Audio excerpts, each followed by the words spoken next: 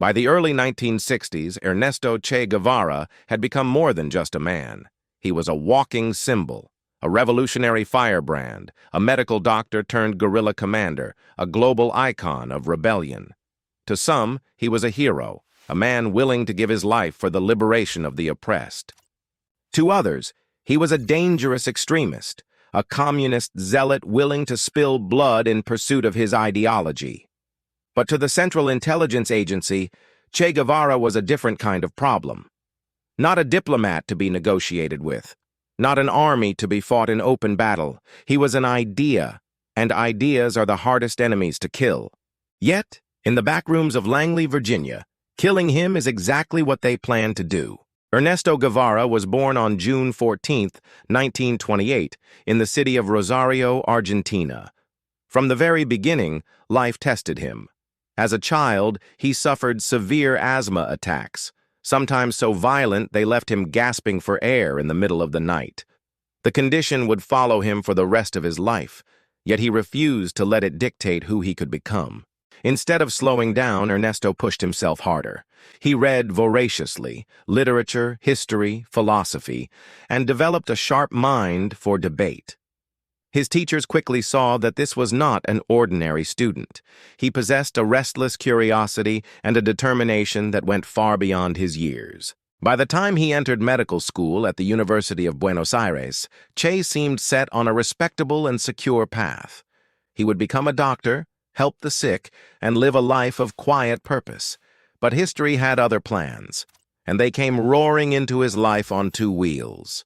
In 1952, Guevara and his close friend Alberto Granado set out on a journey across South America. Aboard a battered Norton 500 motorcycle they affectionately called La Poderosa, the Mighty One.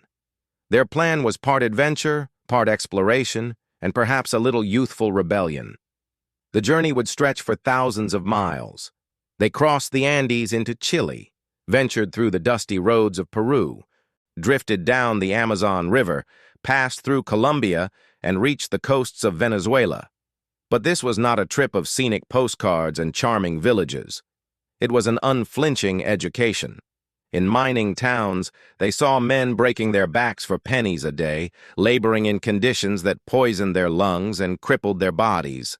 In isolated leper colonies, they met the abandoned and the forgotten, people shunned by society, left to die in quiet suffering. On city streets, they saw children barefoot, scavenging for food, their eyes already marked by the hopelessness of poverty. These were not just passing impressions, they were revelations. Each encounter, each face, etched itself into Guevara's memory. The cheerful medical student began to see the world in starker, harsher terms, not as a series of unrelated tragedies, but as symptoms of a deeper systemic disease. In his travel diary, he wrote words that would echo through his life. "I am not the same man I was. I am not me anymore. At least, I am not the same me." Somewhere along the winding roads of South America, between the mountains, rivers, and broken towns, the seeds of revolution had been planted. In 1955, in Mexico City, Che met a tall, bearded lawyer named Fidel Castro. Castro was preparing an armed expedition to overthrow Cuban dictator Fulgencio Batista. Che didn't hesitate. He joined the cause immediately. Over the next 3 years in the jungles of the Sierra Maestra, Guevara became not just a fighter, but a leader. He was disciplined, ruthless when necessary, and committed to the idea that armed struggle was the only path to real change. By January 1, 1959, Batista had fled Cuba. The revolutionaries marched into Havana, and Che Guevara became part of the new Cuban government. For the United States, this was the beginning of a nightmare. Cuba, only 90 miles from Florida, had fallen to communists aligned with the Soviet Union, and Guevara was one of their most passionate spokesmen. The Central Intelligence Agency was already reeling from the embarrassment of the failed Bay of Pigs invasion in 1961. Now they were facing a more dangerous challenge. Che Guevara wasn't just helping run Cuba, he was actively exporting revolution. He traveled to the Soviet Union, China, and Africa, building alliances and offering training to insurgent movements. He openly declared that the entire Third World should rise against American imperialism. To the CIA, Guevara was the embodiment of the domino theory. If he succeeded, one country after another could fall to communism. His name appeared on classified watch lists. Dossiers grew thicker. Intercepted cables detailed his movements. Behind closed doors, CIA officers debated the same question. Should they try to kill him? And if so, how? In 1965, Che Guevara vanished from Cuba without any public explanation. For months, the world speculated.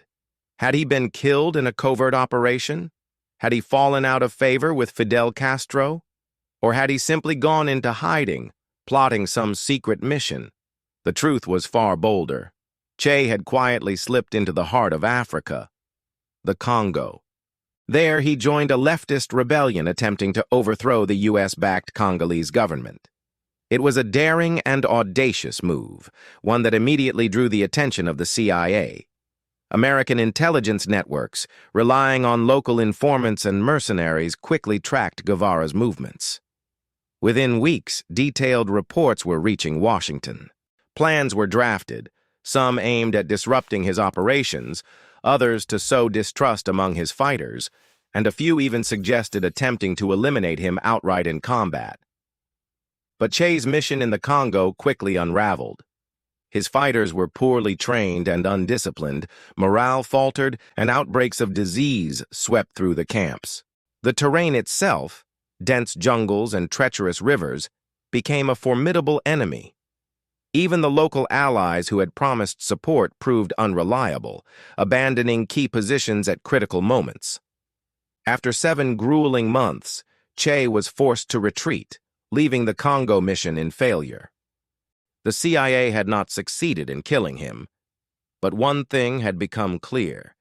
If the right circumstances arose, Guevara could be eliminated. He had survived this first encounter with death, but his legend, and the threat he posed to American interests, had only grown stronger. By late 1966, Che had set his sights on Bolivia. His plan was simple in theory: establish a rural guerrilla base, rally local peasants to his cause, and launch a revolution that would spread across South America. But the CIA had learned from the Congo. This time, they moved fast. U.S. Special Forces trained Bolivian rangers specifically to hunt guerrillas. CIA agents embedded with the Bolivian military provided intelligence and logistics, and Cuban exiles, men who hated Che personally, were brought in as trackers and advisors. Che's campaign stumbled almost immediately. The local population did not join him. His group was cut off from resupply.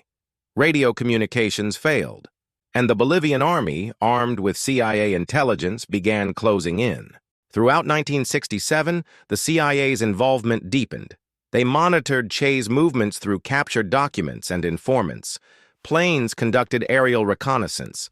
Captured guerrillas were interrogated for any detail that could lead to his position. By early October, Che's small band was exhausted and starving. On October 8th, in the Euro Ravine, Bolivian troops ambushed his group. Che was wounded in the leg and captured alive. Che was taken to the village of La Higuera and held in a one-room schoolhouse. Felix Rodriguez, the CIA operative on the scene, interrogated him. Rodriguez later claimed that he tried to convince the Bolivian High Command to keep Che alive for intelligence purposes, but the decision came from higher up in the Bolivian military. Che would be executed. Officially, the United States denies ordering his death, but declassified documents suggest that Washington did nothing to stop it and may have quietly encouraged it. On the afternoon of October 9, 1967, Bolivian Sergeant Mario Terán entered the room. Che looked him in the eyes and said, "I know you are here to kill me. Shoot, coward. You are only going to kill a man." Minutes later, he was dead. The CIA's mission seemed complete. Che Guevara, the revolutionary who had haunted their operations for a decade, was gone. But in death, something unexpected happened. Photographs of his body, laid out on a stretcher, began circulating worldwide. They evoked comparisons to religious imagery, the serene face of a martyr. Instead of erasing his influence, the CIA had immortalized him. In Latin America, Che's death became a rallying cry. In Europe, students carried his image during protests. In Africa and Asia, his writings inspired generations of revolutionaries. The CIA had succeeded tactically, but failed strategically. They had killed the man, but in doing so, they had made him more dangerous in memory than he ever was in life.